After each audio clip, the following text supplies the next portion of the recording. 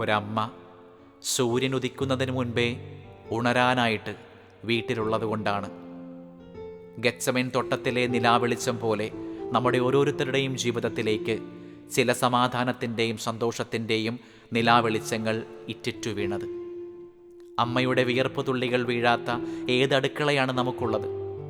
അമ്മയുടെ വിയർപ്പ് തുള്ളികൾ പൊടിഞ്ഞു വീഴാത്ത ഏത് അലക്കുകല്ലുകളാണ് നമ്മുടെ വീട്ടിലുള്ളത്?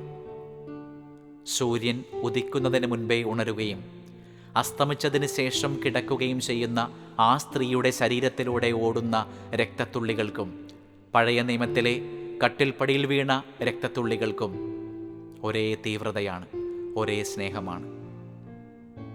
പെസഹ നമ്മെ ഓർമ്മിപ്പിക്കുന്നത് ക്രിസ്തു കടന്നുപോയതുപോലെ കടന്നു പോവുക എന്നുള്ളതാണ്.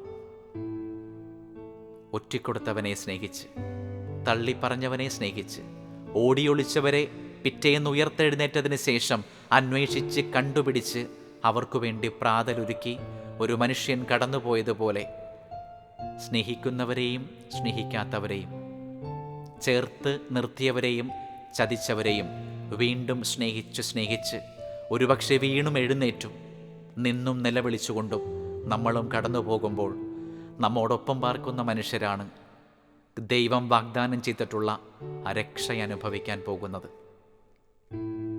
പെസഹ രാത്രിയിലൂടെ ക്രിസ്തു കടന്നുപോയതുപോലെ ഞങ്ങളുടെ ജീവിതത്തിൻ്റെ ഇരുളടഞ്ഞ ദിനങ്ങളിലൂടെ കടന്നു പോകാനായിട്ട്, ഞങ്ങളുടെ ജീവിതത്തിൻ്റെ ഗെത്സമേൻ തോട്ടത്തിലൂടെ കടന്നു പോകാനായിട്ട്, ഞങ്ങളുടെ ജീവിതത്തിൻ്റെ കാൽവരി മലകളിലൂടെ കയറി പോകാനായിട്ട്, ഒടുവിൽ ഞങ്ങളുടെ ജീവിതത്തിൽ തന്നെ ഉയർപ്പനുഭവിക്കാനായിട്ട് ഞങ്ങളെ അങ്ങ് സഹായിക്കണമേ ഈശോയെ എന്ന് പ്രാർത്ഥിച്ചുകൊണ്ട് ഈ പെസഹ ദിനം പ്രാർത്ഥനയോടും വിശുദ്ധ കുർബാനയോടും എളിമയോടും കൂടെ നമുക്കായിരിക്കാം.